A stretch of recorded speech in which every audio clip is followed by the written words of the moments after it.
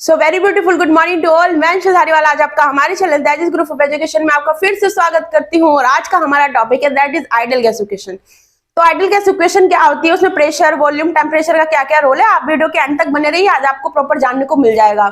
Okay तो सबसे पहले बात करते हैं कि आइडियल गैस इक्वेशन क्या होती है। तो वीडियो पे अगर आप नए हैं तो चैनल को सब्सक्राइब करें, वीडियो को लाइक और शेयर करें। तो सेकंड थिंग, तो PV is equal to NRT. Ideal gas equation क्या होती है, वो होती है PV is equal to NRT. अब इसमें पी को किससे डिनोट किया गया है, प्रेशर को किससे डिनोट किया है, इन्होंने पी से डिनोट किया है, वॉल्यूम को वी से डिनोट किया है, और नंबर ऑफ मोल्स को किससे डिनोट किया है, एन से डिनोट किया है, और टेम्परेचर को किससे डिनोट करते हैं, you know very well, temperature को हम किससे डिनोट करते हैं, टी से डिनोट करते हैं। और इसमें आर क्या है, आर जो है वो है यूनिवर्सल गैस कांस्टेंट। ये वैल्यू कैसे आई ये मैं आपको आगे बताऊंगी।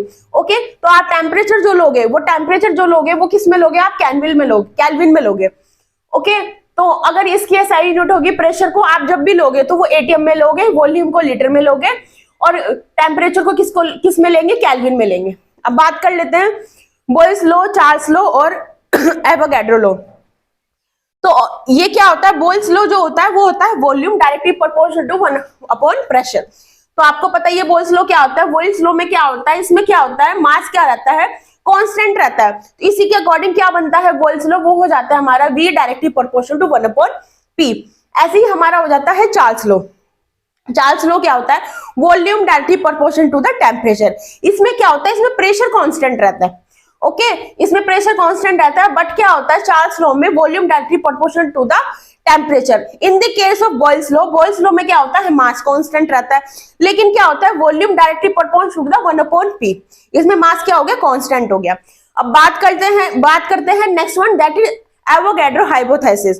एवोगैड्रो हाइपोथेसिस में क्या होता है, V directly proportional to the number of moles. अगर ये number of moles directly proportional है वॉल्यूम, तो इसमें कांस्टेंट क्या होगा, तो इसमें कांस्टेंट होता है प्रेशर, टेम्परेचर क्या होता है इसमें कांस्टेंट रहता है। अब इसी के अकॉर्डिंग हम देख लेते हैं क्या बनी हमारी इक्वेशन, कैसे बनी, वो बनी हमारी finally PV is equal to directly proportional to the NT।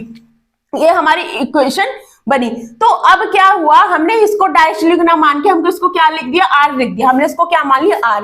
और R इसमें क्या है, that is universal gas constant. क्या है, यूनिवर्सल गैस कांस्टेंट है। तो अब वैल्यू कैसे आई, वैल्यू ऐसे आई कि R is equal to PV upon हमने क्या ले लिया, NT ले लिया। तो उसी के अकॉर्डिंग जो PV अपॉन NT लिया, बात कर लेते हैं 1 mole of an ideal gas क्या होता है। तो 1 mole of an ideal gas क्या होता है, STP occupies that is 22.4 litre.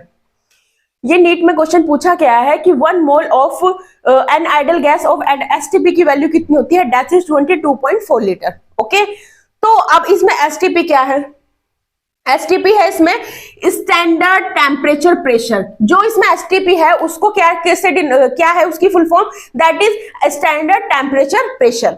Okay अब देखो हमें टेम्परेचर हमें किस में लेते हैं, हमको केल्विन में लेना है। तो केल्विन के अकॉर्डिंग वो कितना हो गया, 273 केल्विन हो गया। और हमें प्रेशर लेना है, तो प्रेशर मैंने आपको भी बताइए किस में लेंगे, हम ATM में लेंगे, दैट इज 1 ATM। हमारे पास सबकी वैल्यूज आ गई। ओके हमारे पास सबकी वैल्यूज आ गई, तो हम अब क्या करेंगे, ये वैल्यूज इसमें पुट कर देंगे। ये वैल्यू अगर हम इसमें पुट करेंगे तो P को हम 1 ATM लिखेंगे, और हम वॉल्यूम जो था वो हमें मिला, कितना मिला, लीटर में चाहिए था ना हमको, वो मिला दैट इज 22.4 लीटर। ओके अब N नंबर ऑफ मोल्स कितना है, 1 है, और टेम्परेचर कितना लेंगे हम, वो लेंगे 273 केल्विन।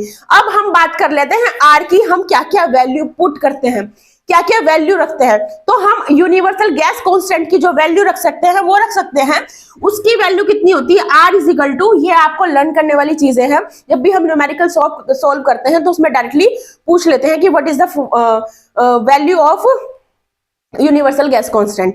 तो उसी के according that is 0.0821 ATM litre per mole kelvin. This is the value for universal gas constant. अब इसकी सेकंड वैल्यू हम किस में रखते हैं, जूल पर मोल में। तो जूल पर मोल केल्विन में इसकी वैल्यू कितनी हो जाती है, वो हो जाती है दैट इज 8.314। ओके अब इसकी पूछ लेते हैं वैल्यू की अर्ग पर मोल केल्विन में कितनी वैल्यू हो जाती है। तो उसकी जो वैल्यू हो जाती है वो हो जाती है 8.314 × 10⁻⁷। ये आर की वैल्यूज हो गई, और आर को कैसे कैसे डिटरमाइन किया, कैसे कैसे हमने वैल्यू पुट की, वो मैंने आपको अपने लेक्चर में बता दिया। मिलते हैं आपसे नेक्स्ट वीडियो में। पढ़ते रहिए, खुश रहिए, और आपको हम सारी नोट टेलीग्राम पे प्रोवाइड करा देंगे। तो आज के लिए सिर्फ इतना ही था आइडियल गैस इक्वेशन में। Thank you so much.